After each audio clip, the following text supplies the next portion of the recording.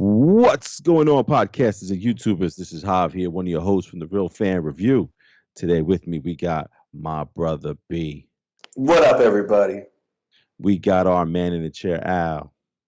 How's it going, everybody? And we're congratulating Sanj. His baby sister got married today, so congratulations are in order there, man. That's amazing, man. Great stuff. Great stuff. Yeah, congrats. Shout out to Sam as well, because she is a real fan. She's the realest fan. Absolutely, man. So listen, we got some things to talk about tonight, fellas. We're going to be talking about getting people ready for Scream 5, even though it's just called Scream. So it makes it really difficult to find on Google. Is it like the Fast series where it's like 5 Ream? I know, right? The S's are 5, all fans. We're going to talk about Scream and get you guys ready for it and get ourselves ready for it, because that comes out this Thursday. We're going to talk about Morbius being delayed, unfortunately, until April 1st, but maybe some reasons why they're being delayed. We'll get into that. And we got casting and also rumors of the Flash rebooting the whole DCEU. What's gonna happen? Booting some characters as well. So we'll get into that today. But unfortunately, first and foremost, I mean, we did lose an icon, a king. We lost Sidney Poitier last week, man. I think it was either Thursday or Friday that we got the text messages. CNN and all these other messages from other places.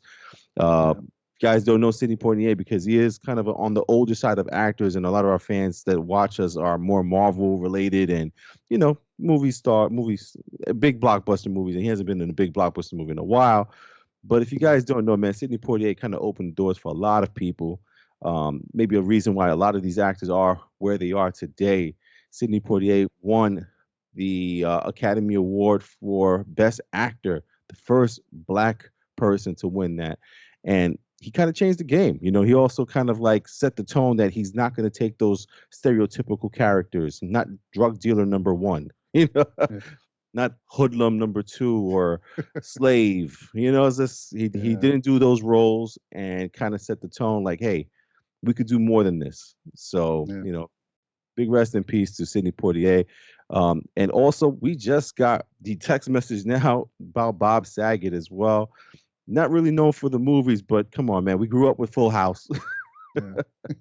So it's just kind of crazy, man. But fellas, Al, any thoughts with Sidney Poitier and Bob Saget, even though they shouldn't be on the same kind of level? Yeah. I mean, when I got the alert for Sidney Poitier, I was at work and I was like, wow. It's one of those moments where you sit back and you're like, man, you lost a big one there. So, you know, I mean, his role in Guess Who's Coming to Dinner and just opening the doors, like you said, for a lot of actors to come in that weren't being given a chance or an opportunity, or to the point you made, had a certain role that they were already predetermined to play.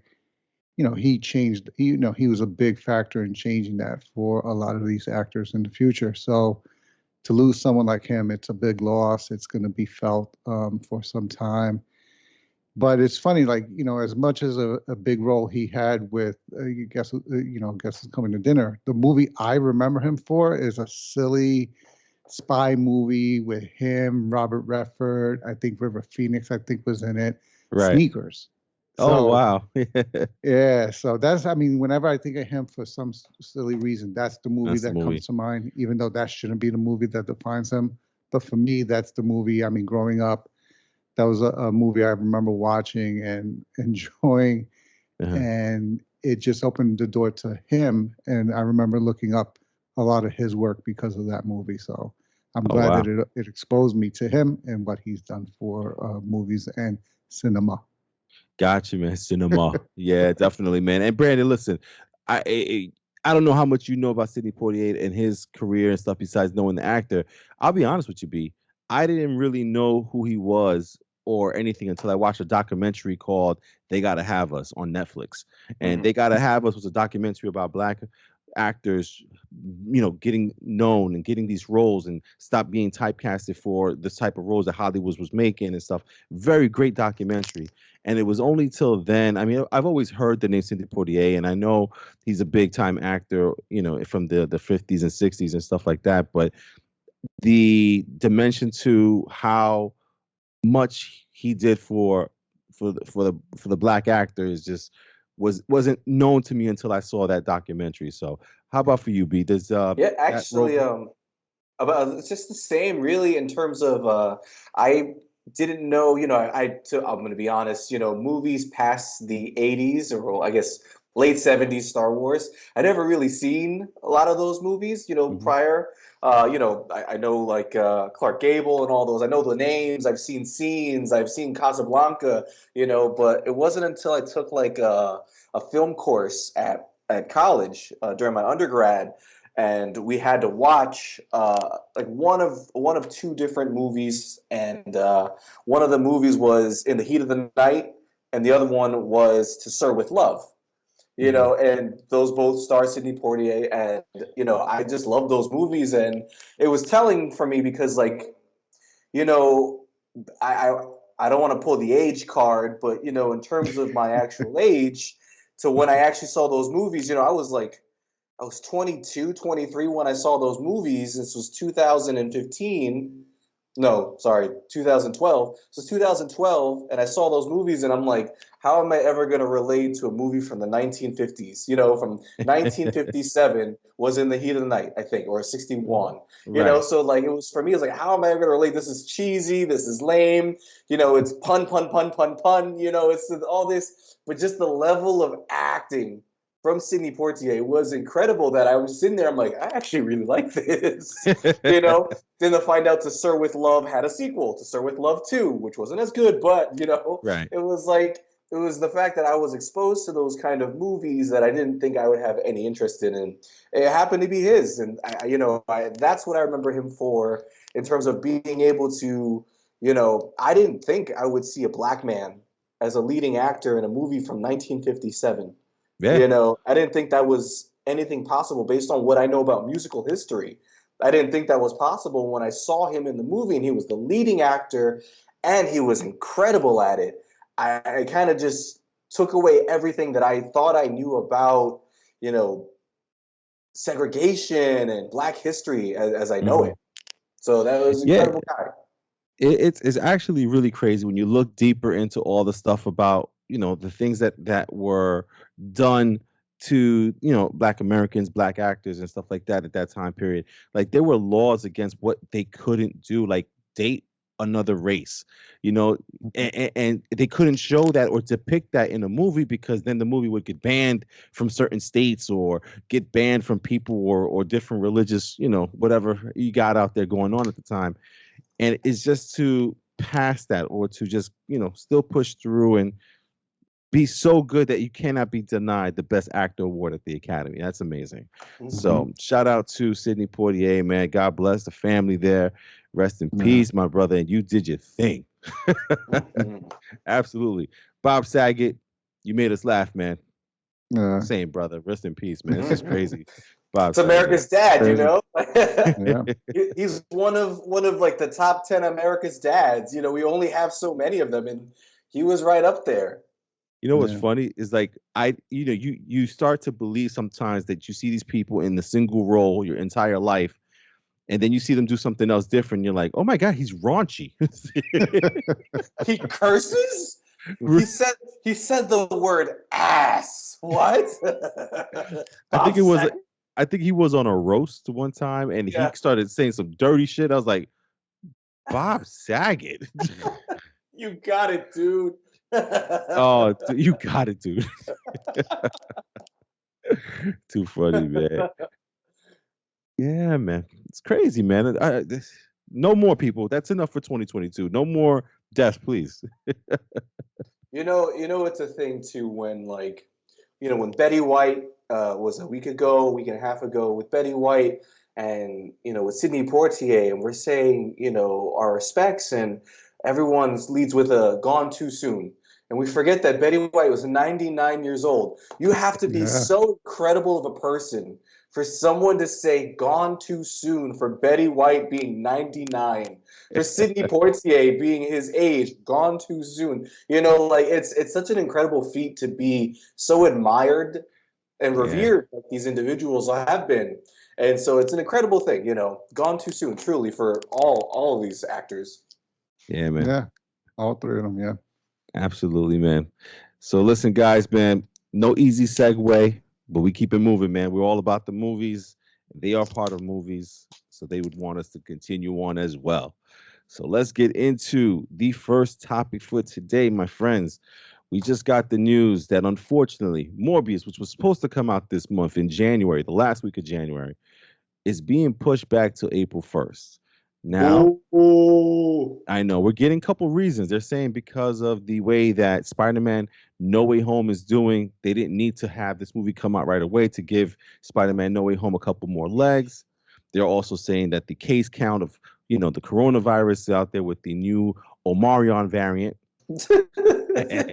Touch. The Omicron. I'm sorry, the Omicron variant, and they're saying that the numbers are going up and up, and they didn't want theaters to be shut down. And all of a sudden, this movie comes out and it gets a weak opportunity to make as much money as Spider-Man: No Way Home. But then you also got a couple people saying some other stuff on the low. Al, they're talking about they're possibly trying to sign or may have already signed either Tobey Maguire or Andrew Garfield's for their Spider-Man for that universe to maybe do either a scene or two. Because if you guys recall the trailer, we got a couple shit going on in there. We got Oscorp in the background that looks like from Andrew Garfield's. We also got the Daily Bugle that looks like from Tobey's. We got the Spider-Man on the wall that was not graffiti. It looked like a damn poster that looked like Tobey Maguire as well. So Al, let's play conspiracy theory, man. What the hell is happening with Morbius, bro? I don't think they know. Right? I think they want Spider-Man tied in. They may just not know which one they want. Or he touches all three. I have no idea, because I think the Spider-Man in the background is Tobey Maguire's Spider-Man that was on that poster that said murderer. But they're referencing murderer, which would have been Tom Holland's Spider-Man. But Oscorp was from Andrew Garfield's. So I don't know if they know which Spider-Man universe they want to be operating on, or if this is a totally new universe that Morbius is operating in, which would explain why he shouldn't know Venom, but does in the clip. So I'm wondering if that's the tie-in, if that, that's possible. But I would like to see of the three. I mean, Tom Holland already, from what rumors are suggesting, already has his new trilogy set up and coming. I'd like to see Andrew Garfield get his shot at another movie, even though rumors are suggesting that each of them are going to get another movie in their series. But I would, if they're going to tie in a Spider-Man, unless they're going to go all out with a full Endgame type crossover where you have Venom, Morbius, Spider-Man, I would bring like a Andrew Garfield Spider-Man for the crossover, so that you can get that nod that they're in the same universe, but leave it more as a Morbius movie. Gotcha, man. Yeah, Brandon. I mean, I don't know if you heard, it's pretty much because of the reaction and the reviews that Spider-Man got No Way Home, that they're actually thinking about, like Al insinuated there, is just the three Tom Holland, Tobey Maguire, Andrew Garfield, they're in negotiations or talking to them about possibly renewing the Spider-Man verses or the Spider-Man's each universe there for each one of them. So, I mean, with the whole Morbius thing going on, I don't think it's Tom Holland. What do you think? When I heard this, it got me a little upset, because one of the first things they said was they weren't sure the reaction they were going to get from No Way Home. The hell do you mean you don't know the reaction you're going to get from No Way Home? When you planned this scene, did you not assume that we were going to go fucking crazy? So like, I mean, you didn't think this was going to happen. So, I mean, I just, number one, I don't want to harp on this, and I mean nothing offensive by this. I've never really been the type to understand Jared Leto's method of acting. You know, I'm not saying I don't like the guy. I'm just saying that I've never really understood it. You know, like Yeah. I know he's a big name, he has a big personality. I've never actually met him in person, but you know, in terms of like the roles that I've seen him in, he's always kind of been like the same person. So my thought was that they had screened the movie off to Warner Brothers, and Warner Brothers just wasn't confident in him because I've never really been so confident in Jared Leto. So my assumption was because of No Way Home is we need to put a Spider-Man in this to make this better, which is a big fear of mine. But in assuming that there's a Spider-Man that goes in this, I think, and I said this before, a lot of those things in the trailer, I think were like throwaways, just put in there digitally to kind of be there. Like, I don't think that's Tobey Maguire's Spider-Man. I think that's going to be Andrew Garfield's. You know, in terms of Murderer, I think that's going to come back on the Gwen thing. You know. Oh, that's true. This could be it. You know, that could be how that was presented. I'm just wondering, like, the hard thing is like what Al said is before. What Al said was that this could be a totally new universe that may not have a Spider-Man in it yet, but we saw the poster on the wall, which could be digital. You know, could have been a digital input, like we've seen in a lot of movies. Take away the Spider-Man out of the trailers. My only thing is that, like, if this is in the same universe that Venom is in, how come Venom didn't know Spider-Man? Like, Venom didn't know what Spider-Man was, what a Spider-Man was until he was put into the MCU and he saw him on TV. So there's either going to be some retconning or some, you know, groundwork that maybe this Spider-Man in this universe may have been like an underground Spider-Man. Maybe he's new to the scene, isn't known so much in New York, isn't really a big thing yet. So I feel it might be a version of an Andrew Garfield Spider-Man that's not the one that we know of. Gotcha. Yeah, I think it's Andrew Garfield Spider-Man, to be honest with you. And the reason is because Tobey Maguire already had a Venom. So if you're going to put a new Venom in a new universe, it's going to be Andrew Garfield's universe, I think. So that's my thought process. It's definitely Andrew Garfield, or like you just said, a variant of Andrew Garfield. Yeah, because they took the Venom out of the Amazing Spider-Man 2 movie. He was supposed to be in the Sinister Six. He was in the first trailer kind of swirling around when they were showing off all the Sinister Six's like technology when the guy was passing through the thing at the end of the movie.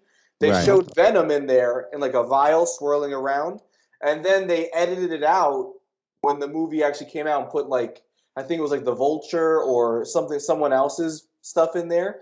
So since they took the Venom out, they did reference Venom in one of the scenes, but you know, obviously we can retcon. This could be a variant of Andrew Garfield. It could be a different Spider-Man. So there's many ways to explain this Venom situation that's going to happen. Yeah, man. But and that's what, and another reason I think it's like an Andrew Garfield is because this is clearly in response to the success of No Way Home and how everybody reacted to the old Spider-Man being brought back in, because they had to have been ready for that release date. So the only way you wouldn't want to take advantage of the success that Spider-Man No Way Home is having right now in theaters and delaying it until April is if you're adding, you're not reshooting something you already had. You're adding, these are new shoots that I think they're doing, not reshoots. They're adding stuff, new scenes, new clips, nothing too, you know, obviously extreme, but some new clips that they're adding to the movie, some short, quick scenes, you know, to add and take advantage of the Spider-Man popularity and bringing it into Morbius, like Hoff said, to add to the potential success of the Morbius movie. Yeah, man. It's going to be interesting, man. Can't wait to see what they actually do with it. And again, a huge part of me wants this to be Andrew Garfield, man, because he did come off really great in Spider-Man No Way Home. So looking forward to seeing what happens with that, man. And then speaking of multiverse, Brandon, we got the DCEU now, man, with the Flash coming out sometime, I believe, is it June or July, something like that. I think the Flash is coming out in the summer, but At some the, point. the trailers show us the multiverse where we have Batman, but we also have heard that it's the story of the Great Flash story, which is what was it called, Brandon? Flashpoint.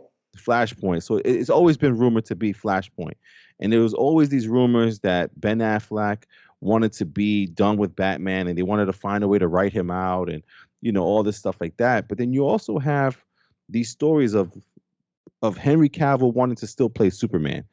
And this is why the rumor is kind of like killing me right now. And the rumor is they're going to use this Flash movie to kind of get rid of Ben Affleck and Henry Cavill Superman, and basically reboot the DCEU or try to get rid of Zack Snyder's DCEU kind of thing. Now, my thing against this, B, is that how do you get rid of Zack Snyder's DCEU, but you still keep the Flash that he hired? So, like, yeah, and the Aquaman and the Wonder Woman. You're just getting rid of two of them. Like, I just don't understand. And you got one who really wants to still play Superman. I don't get it, man. But I mean, again, this is just rumors again. But what's your thoughts on that, Brandon? I mean, I know you like the Flashpoint comic book series, but I did, and I love it. It's just the more, and I tell you guys this all the time. I hate the stuff that we know and the things that we find out, and I want to just see the movie and see it all happen in real time. But I'm a comic book nerd, and I have to know things. And the more we hear about this movie, the more I start to question who knows what the hell's going on at DC. Yeah. Because, like, in terms of Henry Cavill, I'm sorry for those who don't like him as Superman, but I think that he is the best Superman since Christopher Reeve. That man literally took the assignment and became Superman. Like, he was like, you want me to be this guy? Fuck, I would love to be this guy. Hold on. Let me work out and eat like a pig for the next 3 years to get huge, so that way you can believe that I'm Superman. This guy went and did that. Like, remember when he saw the picture of the Superman, like of his Superman suit, and then we saw the trailer of him coming out of the water in Man of Steel, and I was like, fuck that guy. I was like 18, and I was like, fuck that guy, for real. And it was like, and this guy not only took the responsibility of being Superman, but he loved it each time, and he just went with it because he knows what it means to be Superman for, I guess, us. He knows what it is to be Superman, and so like it breaks my heart to hear that like the DCU's like, we understand that you love this role. Maybe we'll figure it out down the line, but as of right now, we have a big problem to fix, and that's Zack Snyder's whole Justice League thing. So now we're gonna make our own thing. So sorry, Henry. We'll figure it out down the line if we can. That just sucks. And then like nothing against I believe is it Sasha Calle is Supergirl in this movie. To introduce a Supergirl because the popularity of Supergirl over the last 5 odd years. While I always wanted to see Supergirl on the big screen, I just don't think this is the right way to do it, without Superman, because of what Superman represents to not only us in fandom, but to Supergirl's entire existence, Yeah. So, like, it's just really bothersome that, like, now we're going to have Wonder Woman 3 in the next couple years, and what does that mean? Where does Gal Gadot go after Wonder Woman 3? Is she going to just be written off? In that one too. Same thing. They're gonna wish her off, Brandon. Right? Like, or is she gonna be the one thing to survive Flashpoint somehow, be a different Amazon, and now have a new trilogy? Like, it's just, I feel like they're writing so much. Well, they're trying to fix so much by causing more problems, and like that's what it seems like. And then the whole Ezra Miller thing, in terms of Ezra Miller, like, this is someone we don't even know can handle this role. He did great in Zack Snyder's Justice League. He sucked in the new Justice League, well, the old Justice League, I guess. But this is somebody that you are now going to be trying to make a new franchise off of, while explaining what happens to your other central characters that we're kind of on the fence of, but now it's just like, no, we need this to work. So there's so much writing on this movie, and now like they brought in Michael Keaton to play Batman, Michael Keaton, incredible Batman, but like, what does this do? What does this solve? What problems does this now make? If Michael Keaton's Batman's going to be the Batman that replaces Ben Affleck, we ran into the same problem where we have an older Batman in this universe. So now you need to put in a movie that's maybe Robert Pattinson's Batman, if it does well, has to be brought into this DCEU somehow. And it just gets messy. It's gonna be it's getting messy. What do you think, Al? What's your thoughts on all this craziness? Yeah, no, and the sad part is I hope that this isn't being done because of money, because you had big name actors. You had Henry Cavill, who was probably going to be able to demand more because of the success of other projects he's in now with The Witcher. Mission I think Mission Impossible. I think his name got thrown in the ring as the possible new James Bond. Then now you have Ben Affleck taking his name out. So you're going to replace him, and instead of bringing in another big, say, running with Michael Keaton. Part of this rumor is that Michael Keaton is going to introduce Batwoman as the new Bat of the DCEU, as opposed to a Batman. So, like, I don't understand. And to your point, to what Brandon's point is, why are you bringing in Supergirl when Supergirl was part of the Superman story? Like, she wasn't a different story where there was no Superman, there was a Supergirl. There was both of them. Like, she was sent here as his cousin to look over him and protect him and so forth. And how do you not have both? Like, I can understand, like, you make a Flashpoint where maybe you change up their story, who got here first or what. But how do you just use that to say, oh, now there's a Supergirl, there's no Superman? Right. I hope it's not, anything other than somebody had a creative idea, say, you know what? We don't want to deal with Henry Cavill, and Ben Affleck's leaving anyway. We don't want to pay Henry Cavill what he's asking, or if that's the issue. How can we do this? I agree with them. This is a good creative way of solving their problem of how do we change these characters mid-stride in terms of our movie sequence, and not just look like we're throwing a new actor in there. Okay, let's lose Flashpoint. We'll use that it does change up the storyline, so we'll take advantage of that, and that's why now we have these new actors and new characters. But you're doing it to characters that didn't need to be taken out. Like, how do you take out Superman? Like, especially when you have it being done and performed so well. Like, there's a lot of detractors from Man of Steel, Batman v Superman, but you also have a lot of people who felt that was those were very good movies, and so now the people that didn't like those movies are already put off to the DCEU, and now you're going to put off the people who are already loyal to the program. So I don't understand why make this move if you don't know for a fact that it's going to bring everybody back that you wanted to bring back. If anything, it makes it look like you're asking me to come back to a ship that seems to be sinking, because think of it, it's almost like a basketball team when they say, all right, let's rebuild. They get rid of everybody. Right. Are you really going to want to see the team that they put on the floor the first, while they're rebuilding? Like, yeah. Nah.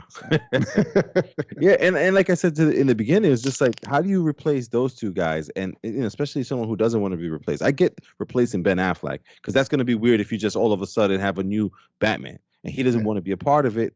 I get it. You know what I mean? But Superman also, you know what I mean? And then you're going to keep Momoa, Gal Gadot as Aquaman and Wonder Woman, and Ezra as Flash. You're also getting rid of Cyborg, because I guess Cyborg had the actor had some issues there with the way they were handled. The Warner Brothers. He's out too. Yeah, he's out. He's done so. He's out too. Get that one out. Yeah.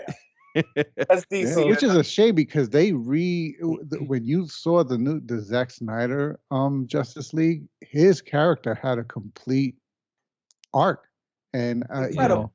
it made you want to see. All right, yeah, you know what? I'd love to see a Cyborg movie now. Whereas before he was, he was non-existent because of what they did to the character. But with this new version, you don't have to get there's no reason to get rid of any of these characters other than either money or you just want to get rid of them. Yeah, yeah. I believe it's Ray Fisher, right? Ray Fisher. Fisher. Yeah, Ray Fisher. Yeah, who's never gonna find work again because of this. That's so sad to say because he was incredible in the Zack Snyder version of Justice League. Yeah, he did a good job. So it's a shame that all these changes have to be made or are being made, I should say. Yeah, absolutely, man. And listen, once we get the next trailer for Flash, I guess we'll know a little bit more, or we probably won't know until we watch the Flash, man. It's a movie we're looking forward to either way. Just really curious with the direction of Warner Brothers and the whole DCEU side of things, man. You don't want them to copy the formula of Marvel, but then you kind of want them to copy the formula of Marvel. So it's just they were so late to the game. That's and you can blame Christian Bale all you want, but the guy had a purpose when he made the trilogy for The Dark Knight, and he said that was it. That's all he wanted to do. So, sure, everyone's all mad because Christian Bale is the only reason why this didn't happen, this whole DCEU universe that could have competed with Marvel. But, whatever. At this point, it's just DCEU having shitty writing. I have no idea what the big problem is with DC, considering if you had seen any of their animated movies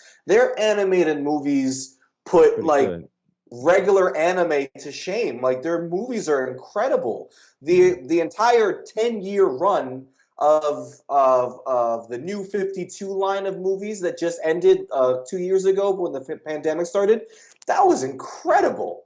It was 10 movies with Justice League this, Justice League 2, Justice League Dark. Then when it ended with the Justice League Dark War, whatever it was, with Apocalypse. Oh my God. That movie was nuts. So they're capable. I don't know. They're capable of having incredible stuff. What are they doing? Al, he turned down $50 million per. $50 million per they offered him.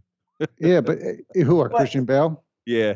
Yeah, but you know what? And that's why I'm saying, even if you had brought in Christian Bale's character and that was the Batman we were continuing through this, really, I don't know how much of a difference it would make, because it's not like I felt that the Batman they gave us was inferior.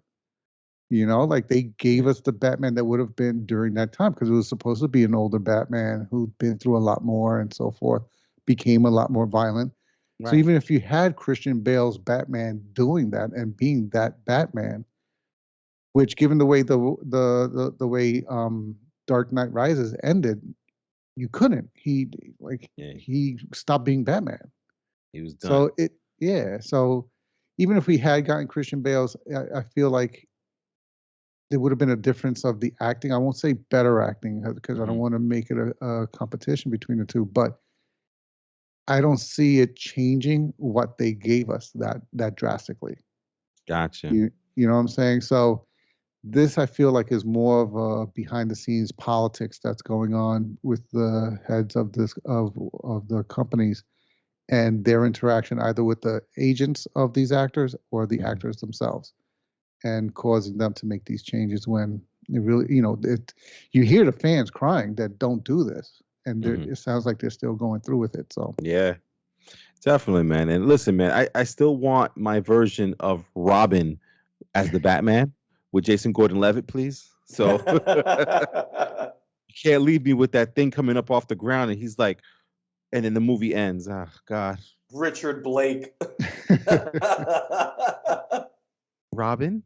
Yeah, that's what they used to call me. I'm like, don't do that. I was the name is Richard Blake, just to be like, oh, it says Dick on your papers. And like, oh yeah, that's what I go by. They could have just did that, but like, oh, you go by Robin?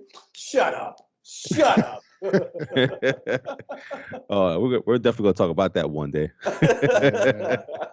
Yeah, man. Listen, that is the news of this past week, man, which was actually like just again very deep stuff because again we love these type of big blockbuster movies. It's just you see one heading in a crazy direction, you see another one going in the opposite direction. You're just like, just make the right choices, please, please.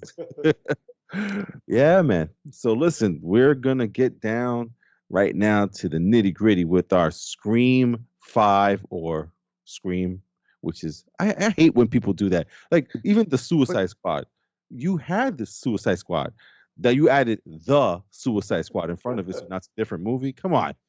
Yeah. But it wasn't the first one called Scream, so Yeah, how are they having two in the series of movies called with the same name? They did Scream 1990 something and then Scream 2021. So it's in parentheses, it's in parentheses. and the official, yeah.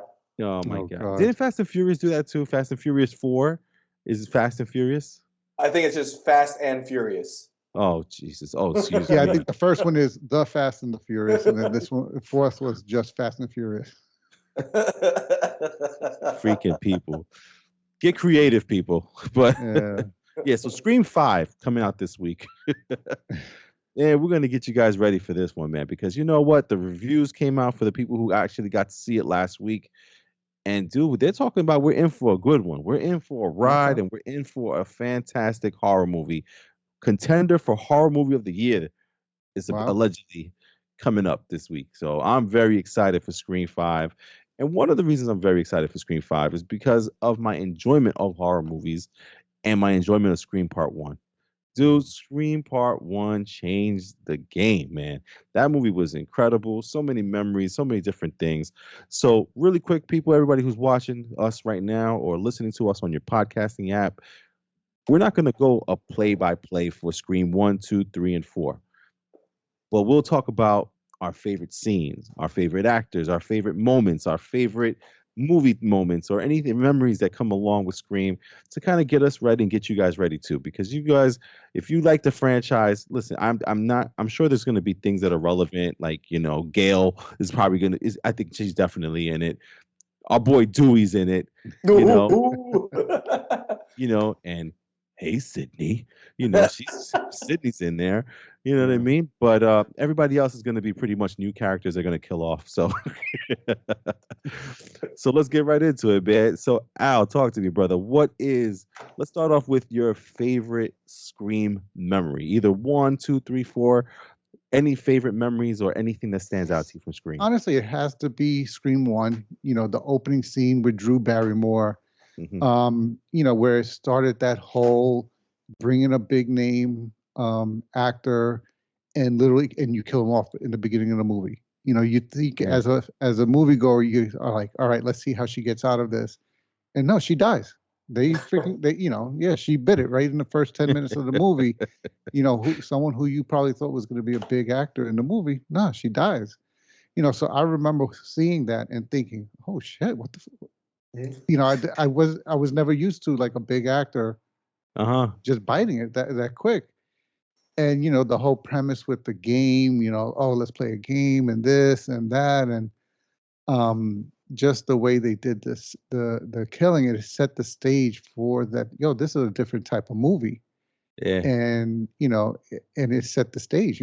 Since then you've had a lot of copycats doing that now. Now you have this thing where you can't trust. Okay, I think this big actors in the movie, they're going to be a big part of something big, and no, they're just there to set something up, and then they get killed off. Now it's not a big thing to do in a movie. It's not a big surprise when it happens. But I remember when that happened, I said, "Oh shit! How are they killing Drew Barrymore off in the first scene?" So that's to this day. I mean, what did it come out? 96. I still have that scene still plays out when getting the phone call, going to the door, going to the back, sliding door. Yeah, man. Like that scene still I mean, not that I've seen all 4 of them, but that of all horror movies, that whole opening scene of 1 still stands out as one of the most creative of a horror movie I've seen. Gotcha, man. How about you, Brandon? What's any kind of memory with Scream that you'll never let go of? I would say the first Scream was, I would say the most memorable part for me was the ending when the killers were revealed and just the way they played off of each other. And I forget the actor who played Shaggy. It was like Matt something. But like just his level of acting, as like the The deranged, crazy, yeah, the crazy, like just the way they played off each other. Him and the other killer, and I forget his name completely. Billy Loomis. Billy Loomis, there it is. You know, just the way they played off of each other, and the fact that the entire movie kept telling you what was happening the entire time, and you were just so invested in who was gonna die that you Yeah, didn't realize that they kept telling you who the killers were the entire movie.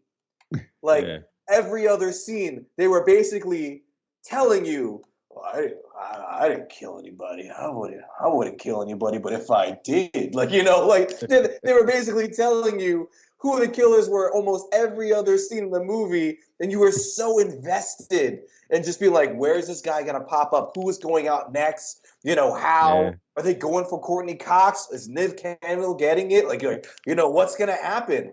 And you yeah, were just so invested that they literally joked about it. Like how like nobody's paying attention because we're all waiting to see who dies. Like that was like Jamie Kennedy's line at the house. Like he yeah, was just like, oh, no one's ever paying attention because, he's like, we always just want to know who's gonna die. And like, oh shit, you're right.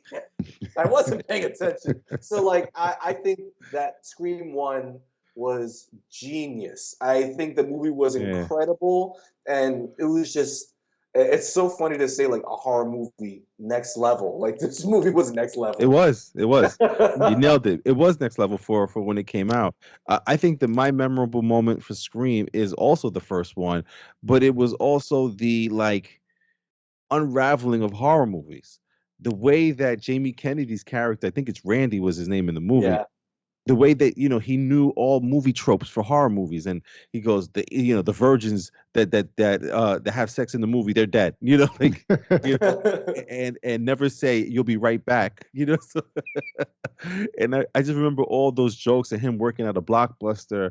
Al said the opening killing scene, like even remembering that when Drew Barrymore turned the lights on to see her boyfriend in the thing, and then the lights go off, the lights come back on, and he's like disemboweled in the, oh dude. How about her parents finding her hanging from a tree with her intestines? Oh, dude. Oh, good. Oh, so gross and crazy. And it's funny because it's like you watch these movies and you think about what you're watching, and somebody stabbing people up. You're like, oh shit, who's next? Yeah. It's Yeah. really sick and crazy. But the movie was absolutely amazing. I listen, the movie, I think I saw it twice in the theaters when it came out on like VHS, unfortunately, not DVD at the time. I bought it. Then when it came out on DVD, I bought it. It's like one of those movies I keep watching.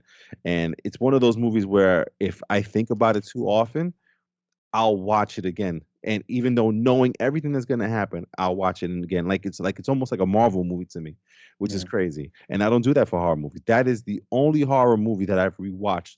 I can say more than like 10 times. The closest thing to Scream 1 is probably Nightmare on Elm Street 3, Dream Warriors. Okay. That's Yeah. probably the closest thing to me that I've seen multiple times and will probably watch multiple more times in my lifetime. So kind of crazy, man. So listen, we talked about Scream 1 there. Is there anything from Scream 2 and Scream 3 or Scream 4? Because Scream 2, 3, and 4, I think 2 was the one where they were in college and they were, so Scream 2 was that, 3 was the Hollywood studio, I think so. That's the one that I think I just recently watched, was the Hollywood studio. Now part 4, I have no memory of part 4. It was the worst one. It was terrible. It You was, know, the problem with part 4 yeah, was that they wanted to be new.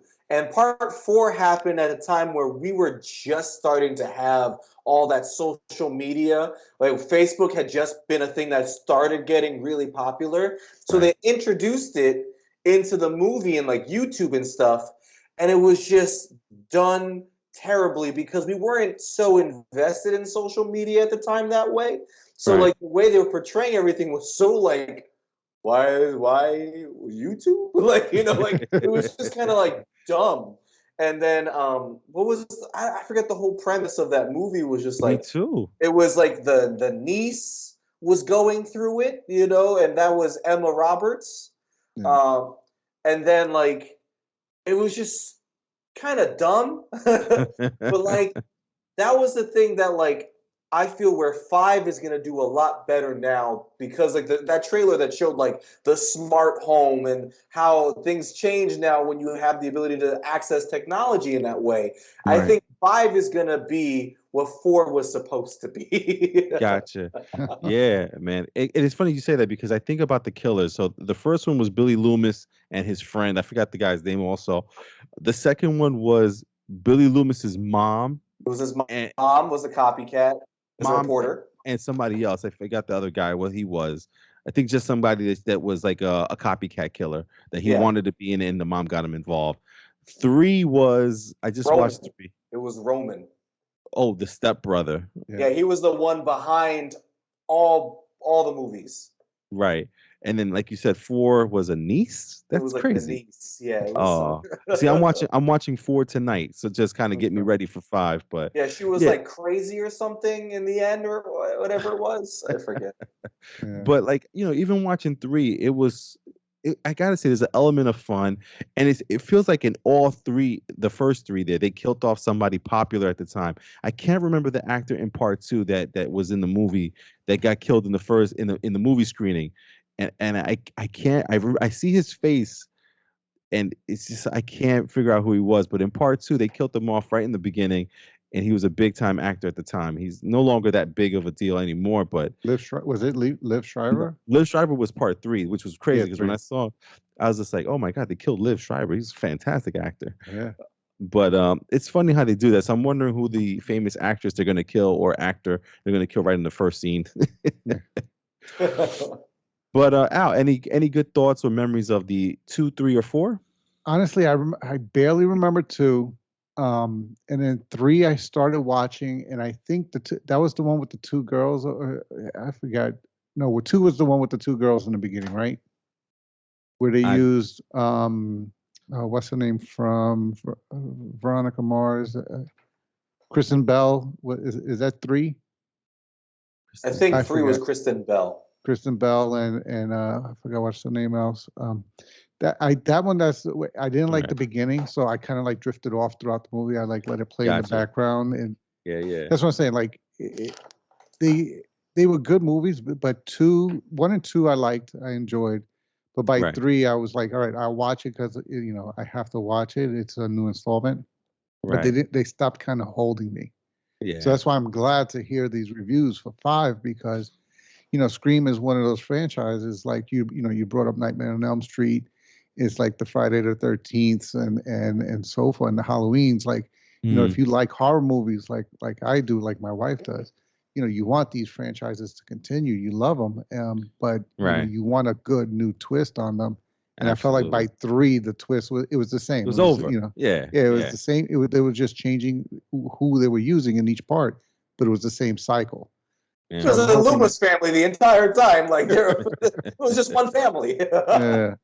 So I'm hoping 5 changes it up a little bit, brings it up to date. Like Brandon was saying, like the opening scene seems to be like she's locking the doors, the guy's somehow opening it, she's relocking it. Like, it's like it's bringing it up to date in modern times, and so that the kids of today and us all together can enjoy how these events would scare the shit out of you if you had to go through them. Absolutely, man. And now let's get into like, I guess your favorite actor in these things. The 3 main ones that are always in these movies is again, Gale Weathers, Sidney, and Dewey. No, Dewey, yeah. Just Dewey. Come on, Dewey. Dude. Yeah. No one likes. Okay, no offense to Nev Campbell, but like. I don't think I've ever rooted for Sidney. I did. I rooted for Sidney, man. In the first one, I rooted for Sidney. After this first one, I was just like, oh my God. Come on. I think I always and I never stop rooting for Dewey though. Yeah. Dewey's awesome, man. Yeah. Okay. And Gail Weathers. Oh, Gail. She needs to bite it. Yeah, man.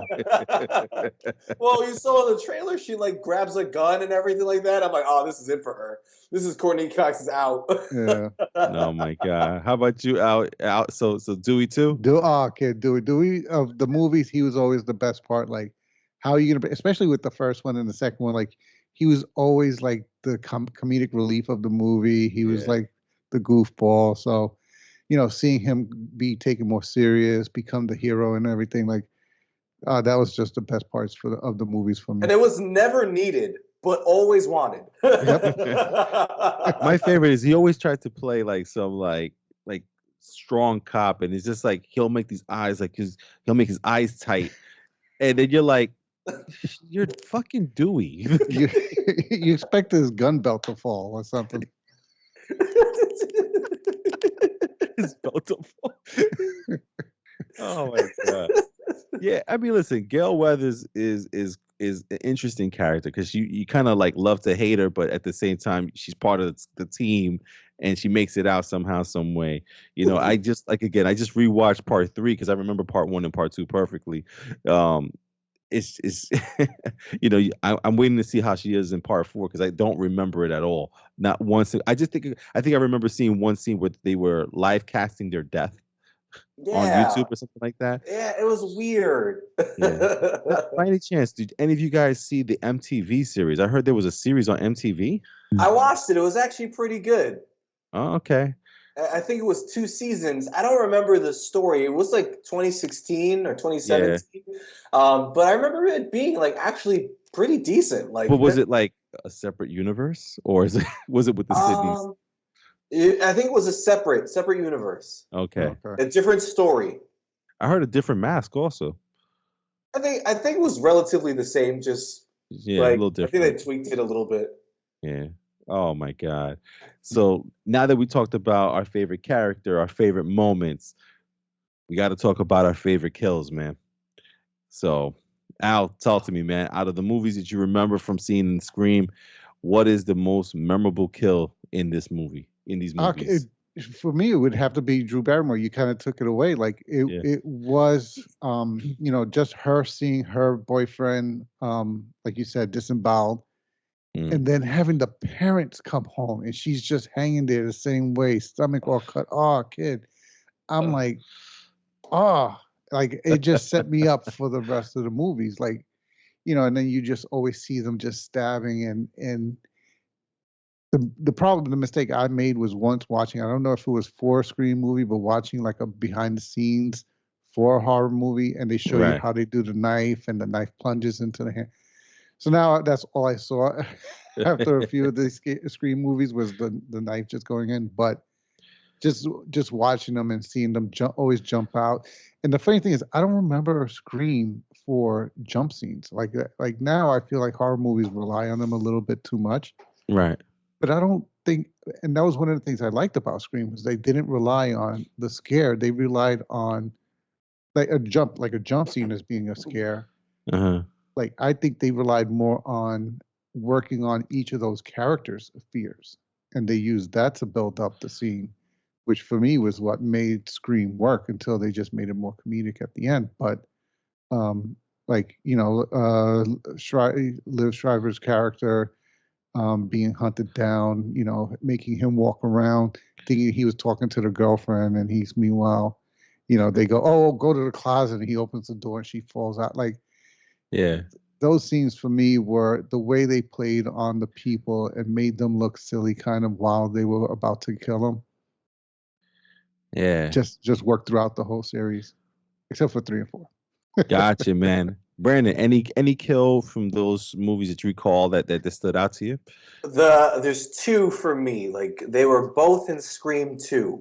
I mean, obviously Drew Barrymore's death in the beginning was incredible. That was crazy. I think I think he was Officer Richard. He was like the bodyguard, I believe, for Sidney. And the Scream killer. He was a cop, so the Scream killer killed his partner, then attacked him, threw him on the roof of his car, and then he took him for a ride. And I believe he stopped the car and he flew off and got impaled by a pole. Right? And that was like the one death that was like, oh shit, like, like, oh damn. So that was Officer Richard, and then in the beginning, Maureen, she dies in the theater as the audience is shouting, "Kill her!" Kill Oh, that's right. And she walks up into the front and drops, and they're like, "Oh shit, that was real." Yeah. Like that whole scene, I was like, oh, like those two for me, it was crazy. Yeah, mine is gonna be the first movie was when the girlfriend was running through the garage and she tried to sneak out the garage, and then the garage door, he had it open. Oh, dude, that was crazy. When she got stuck in the little panel of the garage and she was just hanging. Doggy door. Oh my goodness, man. Yeah, that was pretty bad. And then also in part 3, I can't remember the actress. She's like a porn star too, or was a porn star. Is it something not Anderson? Oh, Pamela Anderson, not Pamela Jenny Anderson. McCarthy? Yes. She was in 3. She was in 3, and sure enough, man, she's filming a scene, and just those phone calls, man. The phone calls that he has with people where he fakes them out that he's somebody else, and then all of a sudden he switches because I'm gonna gut you like a fish. And I'm like, oh shit. And I'm just like, oh shit, he's there. And then you hear the footsteps somewhere in the background. The door closes in the back. Oh, dude. But besides the kills, you know what else also always gets me? You always get those scenes where you see him run, where he'll know.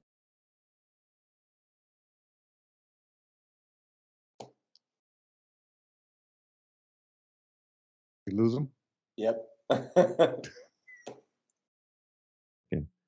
Oh, we just got you back. There you go. Just got you back. Yeah, I saw you guys froze too. So yeah, like what I was saying was what did you guys last hear? When he's running. Yeah, when he's running, he has his arm up and the cloak is flowing, and he got the ghost face running towards that. Always freaks me out. It just always freaks me out. So. And it's funny because, like, in hindsight, he's just a dude in a costume who's just running. So, like, I guess, if there's a guy running at me with a knife, no matter what he's wearing, I'm gonna be scared of it. Like, but like, we relate Scream so much to like A Nightmare on Elm Street and Friday the 13th, and those are like supernatural based people. Even Halloween, Michael Myers, like, he's a guy, but like, hey, let's be honest, like the way he just knocked off people in this last Halloween movie, like, he's supernatural in essence. And in the Scream movies, like, this is just a regular guy. Like, there's nothing supernatural about these people. If they get shot once, they can die. Maybe they will get up again, but most of the times they'll die. So, like, we are so scared of this guy in the ghoul costume just running at you. Like, like, it's just a guy, like, like, everyone would be like, oh, I'd turn around and drop kick him. Like, no, you wouldn't. No, you wouldn't. Like, you wouldn't do that. Like, dude, he's that guy that without thinking, you'll put your girlfriend in front of you. You're like, like, oh, my bad, my fault. I thought you had him. What happened?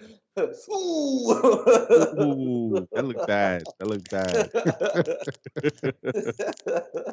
Yeah, man, it's crazy, man. I'm looking forward to this movie, man. I think we're gonna have a great time in the theaters on Thursday, man. So it's gonna be fun, and like my fear for that movie is fucking Omarion. We danced into the movie. That's my only fear is freaking Omicron. So I'm gonna make my KN95 and let's go. I'm bringing the Lysol with me. For real, man. Crazy, man. But listen, man, that is gonna be our prep for Scream 5 or Scream 2021. And 2022. Jesus, I keep forgetting we just changed over. So Scream 2022 is coming out this Thursday, guys. So I hope you get a chance to watch it, enjoy it. Again, guys, if you're gonna go see it, please be safe, wear your mask, clean your hands, wash your hands after you're done with the theater, man. Just try to protect yourself and your family and your friends. So listen, that is us for tonight. We are the Real Fan Review coming out of Long Island, New York. And next week's episode will be the Scream review, which is going to be awesome, man. We're going to have a good time with that one, man. So for the podcast tonight, we got my brother B. Adios, everybody. We got our man in the chair, Al. Have a good night, everyone. Yes, and myself, Hav, saying thank you again, guys. Please hit the subscribe button, hit that plus symbol on your podcast app there so you can make sure that you get all of our podcasts when they come out, whether it's on YouTube or on your podcast playlist. That way we pop up. You guys are subscribing and, commenting, and we just really appreciate it, man. Thank you so much. And we will catch you guys on the next episode. Until next time.